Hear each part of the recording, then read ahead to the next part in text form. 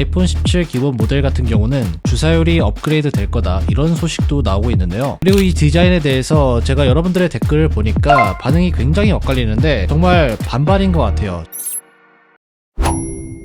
자, 오늘은 테크위크 시간인데요. 최근에 2025년 아이폰 라인업이 많은 사람들의 관심을 받고 있습니다. 벌써부터 다양한 소식들이 하나둘씩 나오고 있는데요. 오늘은 지금까지 나온 정보를 정리해서 2025년 아이폰 라인업을 미리 한번 살펴볼게요. 그리고 저희가 갤럭시 S25와 S25 울트라를 드리는 이벤트를 진행하고 있습니다. 참여하시는 방법은 하단 고정 댓글에 자세하게 나와 있고요. 그럼 많은 참여 부탁드릴게요. 자, 먼저 올해 가장 기대가 되는 제품은 단연 아이폰 17 시리즈인데요. 이번에는 부터 카메라 그리고 디스플레이까지 꽤 많은 변화가 있을 거라는 얘기들이 많습니다. 가장 눈에 띄는 소식은 바로 카메라 바 디자인인데요. 기존의 카메라 섬 방식이 아니라 이제는 후면 상단을 가로지르는 바 형태가 될 가능성이 크다고 합니다. 기존 카메라 섬과는 확실히 다른 느낌이죠. 그리고 이번에는 투톤 마감을 특징으로 한다고 하는데 카메라 바가 나머지 후면보다는 조금 더 어두운 톤을 가지고 있다고 해요. 나름 이렇게 또 투톤으로 들어가니까 이게 또 은근히 고급스러운 느낌을 줄 수 있지 않을까 그런 생각이 좀 들었습니다. 그리고 이 디자인에 대해서 제가 여러분들의 댓글을 보니까 반응이 굉장히 엇갈리는데 정말 반반인 것 같아요. 근데 또 항상 그랬던 것처럼 아이폰은 에이징이 되면 굉장히 또 예뻐 보이지 않을까 이런 생각은 또 들긴 합니다. 그리고 소재에 대한 내용을 좀 말씀드리면 후면 상단에는 알루미늄이 들어가게 되고요. 하단은 기존과 같은 글래스 소재가 된다는 얘기들이 있는데 카메라 부분은 아마도 좀 매끈하게 마감이 되지 않을까 예상이 되고 있습니다. 이렇게 되면 소재에서 오는 차이가 또 고급스러운 느낌을 주지 않을까 이렇게 예상이 되고 있어요. 다이나믹 아일랜드의 변화도 주목할 만한 부분인데요. 아직 의견이 엇갈리고 있지만 일각에서는 아이폰 17 프로 맥스에는 더 작은 다이나믹 아일랜드가 적용될 수 있다 이렇게 얘기가 나오고 있습니다. 이번 프로 맥스에는 메타 렌즈 기술이 도입이 되면서 페이스 아이디의 송수신 모듈이 통합이 돼서 더욱더 얇게 만들 수 있다 이런 얘기들이 나오고 있는데 다만 아직 이건 메타 렌즈의 높은 비용과 공정 때문에 이번에는 변화가 없을 거다 이런 소식도 나오고 있어서 조금 더 두고 봐야 될 것 같습니다. 만약에 이렇게 페이스 아이디 모듈이 합쳐지면서 다이나믹 아일랜드가 작아지게 되면은 화면을 활용하는 범위가 훨씬 더 넓어질 것 같긴 한데 근데 다이나믹 아일랜드가 아무리 작아진다고 해도 갤럭시의 펀치홀만큼은 작아지는 않을 것 같습니다. 아이폰 17 기본 모델 같은 경우는 주사율이 업그레이드 될 거다 이런 소식도 나오고 있는데요. 지금까지는 프로 모델에만 120Hz 프로 모션이 적용이 되었었는데 이번에는 기본 모델에도 적용될 가능성이 크다고 합니다. 이건 중국의 웨이보에서 나온 내용인데 아이폰 17 시리즈의 표준 모델도 주사율이 업그레이드 될 가능성이 높다 이렇게 주장을 했어요. 다만 120Hz가 아니라 90Hz 주사율이 될 가능성이 높다고 합니다. 이게 90Hz라서 조금 아쉬울 수도 있는데 아마도 애플이 프로 라인업과의 차이를 위해서 이런 전략을 취하는 게 아닌가 이런 생각이 좀 들고요. 어쨌든 이렇게 되면은 기본 모델에서도 좀 더 부드러운 스크롤과 빠른 반응 속도를 기대할 수 있을 것 같습니다. 그리고 아이폰 17 기본 모델도 디자인이 프로처럼 바뀌게 되는지 이게 또 궁금해 하실 것 같은데 아직 아이폰 17까지 바뀌게 될지는 확실하진 않습니다. 그렇지만 라인업의 일관성을 위해서 비슷하게 적용될 가능성은 굉장히 높은 상황이에요. 다음은 아이폰 SE 4세대인데요. 이번 SE 모델도 엄청난 변화가 있을 것으로 예상이 되고 있습니다. 아이폰 SE4는 이번 2월달에 출시가 기대되고 있는 제품인데 기존 홈버튼 디자인을 버리고 아이폰 14와 비슷한 풀스크린 디자인이 적용될 가능성이 굉장히 높습니다. 스펙을 보면 A18 칩셋이 탑재될 예정이고요. 6.1인치 OLED 디스플레이에 노치와 페이스 아이디가 탑재가 되면서 기존의 터치 아이디는 사라질 가능성이 크다고 합니다. 후면에는 48메가픽셀의 싱글 카메라가 적용이 될 것으로 보이는데 8GB 램과 함께 애플 인텔리전스도 지원이 된다고 합니다. 이 정도면 SE4는 기존 SE와는 완전히 입지가 다르게 되는데요. 중급기를 넘어서 가성비 플래그십으로 다시 한번 주목을 받게 될 것 같아요.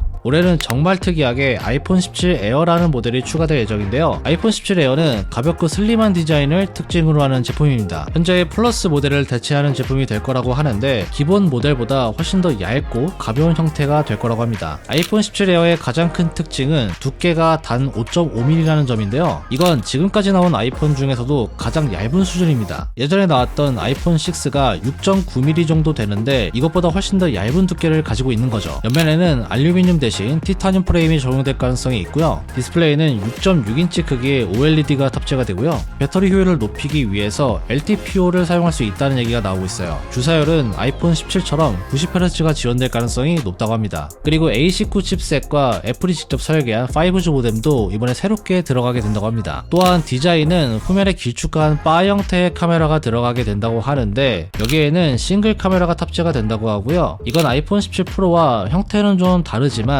약간의 패밀리 룩을 좀 유지하고 있죠. 다만 이게 두께를 줄이는 과정에서 배터리 용량이 줄어들 가능성도 있다고 해요. 과연 애플이 어떻게 선택을 할지 좀 궁금해지긴 하는데 기존에 얇고 가벼운 스마트폰을 찾으셨던 분들한테는 이번 에어 상당히 매력적인 제품이 될 것 같아요. 자, 이렇게 오늘은 2025년 아이폰 라인업을 미리 한번 살펴봤는데요. 이번에는 특히 새로운 디자인과 카메라 이런 부분들이 가장 눈에 띄는 변화인 것 같습니다. 여러분들은 어떻게 생각하시나요? 여러분들이 가장 기대하고 있는 아이폰은 어떤 제품인가요? 개인적으로 저는 에어가 가장 기대가 되는데 여러분들의 생각도 댓글에 남겨주세요. 자, 오늘 제가 준비한 소식은 여기까지고요. 영상에 도움이 되셨다면 구독과 좋아요 부탁드립니다. 지금까지 엄준이었습니다. 다음에 봐요.